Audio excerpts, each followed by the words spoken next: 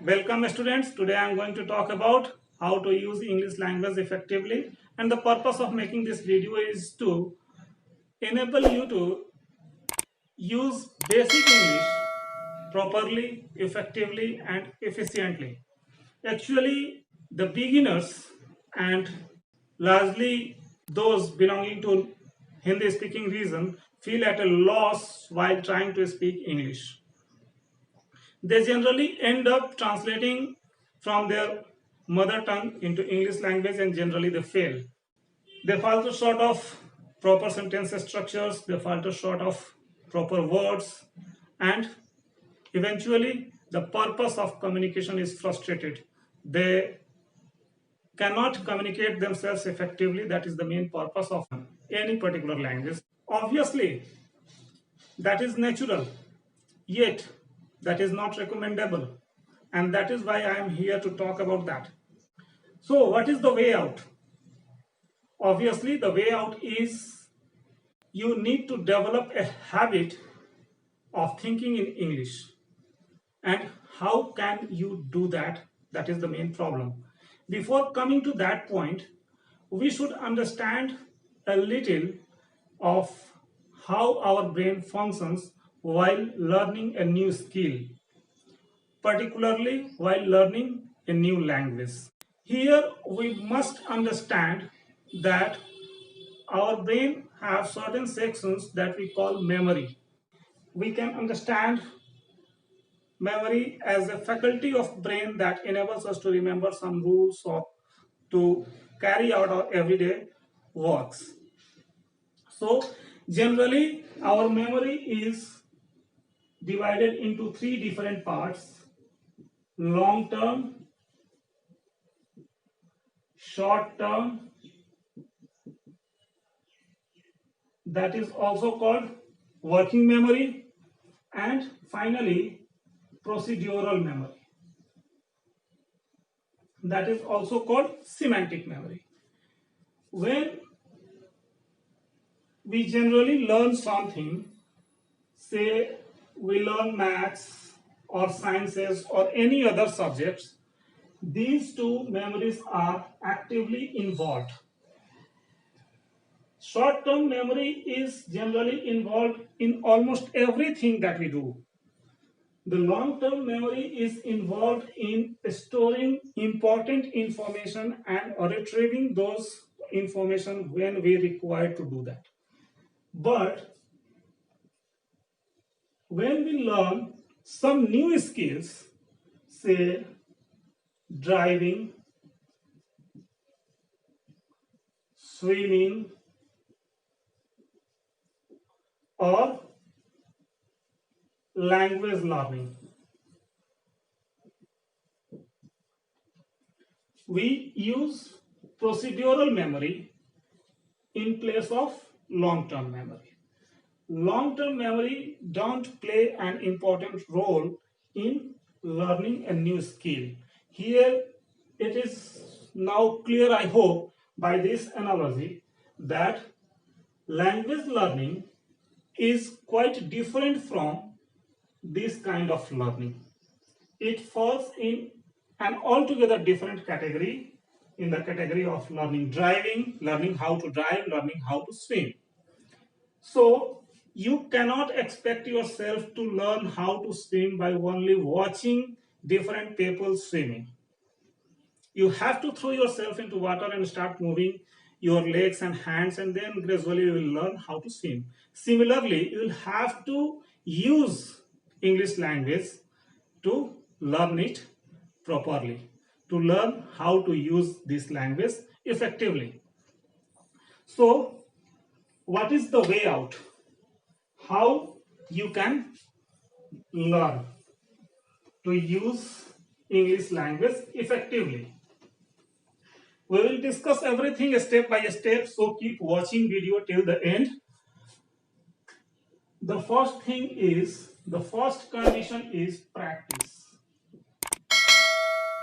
You can learn swimming by practice.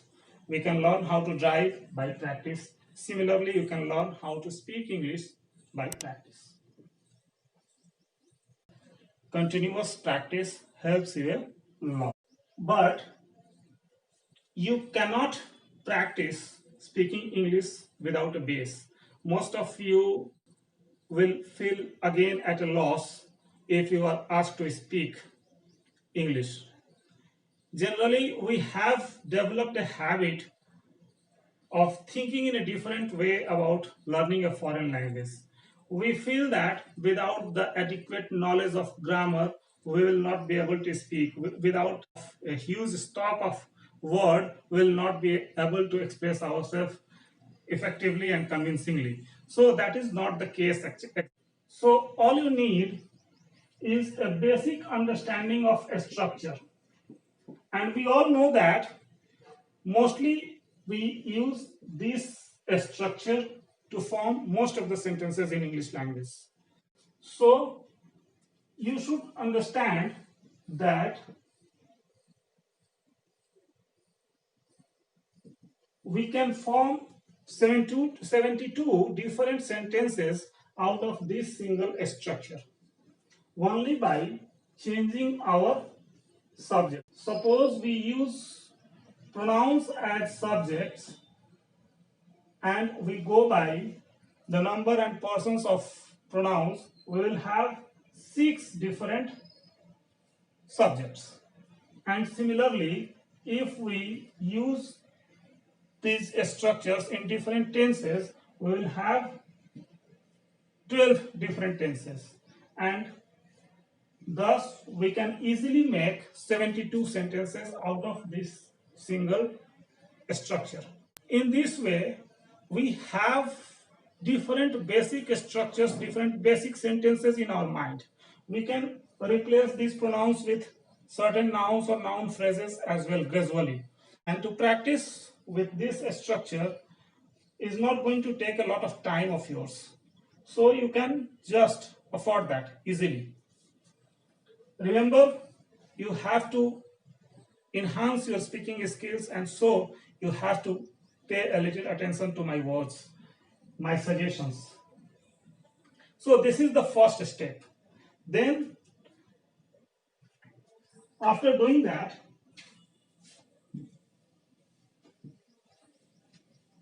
the next step will be to continuously listening to others speaking English. You can go for any news channel in English or any English movie, whatever you feel comfortable with. Gradually, you will not be feel comfortable with English movies because their pronunciation and accent pattern is quite different. Your ears are not accustomed to their way of pronouncing words and will not feel comfortable. So I would recommend you to stick to certain Indian channels that broadcast their news in English language. So that will be very helpful for you, I hope. Again, next, you should try to imitate them. The process of listening should be active. Your participation should be active. You should try to emulate those speakers. That will help you enhance your pronunciation as well. Though I am not in favor of working that much on pronunciation, because after all we are Indians and the purpose of our video is to improve your speaking skills, and Indian way of pronouncing words is quite different from those of English. We cannot pronounce words like English people do. So still pronunciation matters a lot because some words just change their meaning only by a slight change in the pattern of accent. For example, you can take a simple word, August. This is a noun and at the same time it is an adjective. And if the accent is here, it is a noun, and if the accent is here, this is an adjective.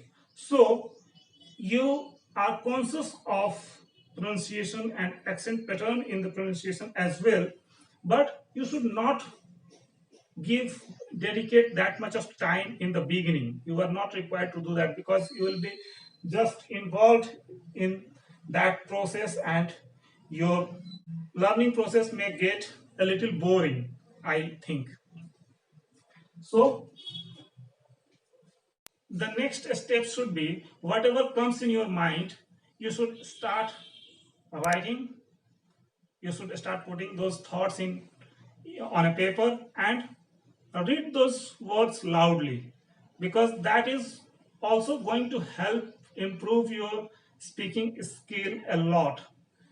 It primarily helps you overcome your hesitation, because initially every one of us feels hesitated while speaking to others. We are afraid of making some mistakes, and we are afraid of others laughing at us.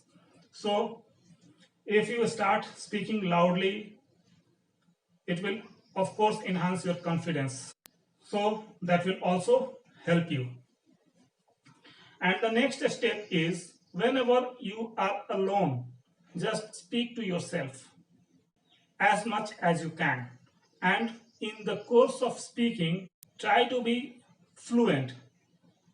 If you have the opportunity to close yourself in a room and just continue speaking to yourself for a longer period, that is also going to help you a lot.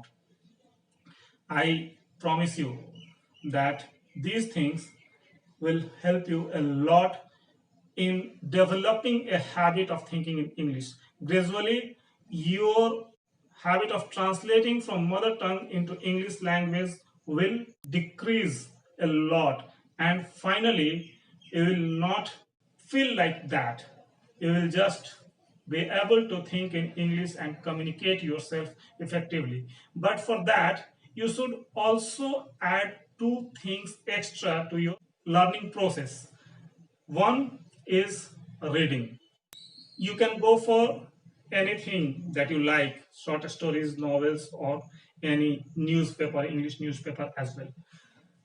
But I prefer particularly novel, because a lot of colloquial words are used in that, and just that will be easier for you to understand without consulting a dictionary initially. In newspaper editorials, mainly very heavy words are used, and you feel again at a loss and looking for the meaning of those words. That affects your learning process, that takes a lot of time, and finally you just give up. So go for stories or novels where easy words are used. You can go for Chetan Bhagat or any other novelist, Indian novelist, that you feel comfortable with at the earlier stage. And finally, you should just remember 4 or 5 words daily. Particularly, you should emphasize on picking up phrasal verbs, and you should not try to remember those words or phrasal verbs, because if you try to remember, you will obviously forget after a few days. So, what you are supposed to do with those phrasal verbs? You should try to use those phrasal verbs in sentences of your own. You should go to a dictionary, you should just see the meaning, and then you should form a few sentences of your own. That phrasal verb will immediately transfer to your constructive vocab, and that will help you in the long run.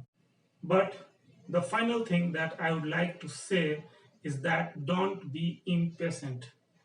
You have to practice for at least 90 days. I'm just asking for your 90 precious days. After 90 days practice, continuous practice, you'll be able to use English language effectively and properly, efficiently, I hope. Thank you. Enjoy learning. We'll be again with you in our next class.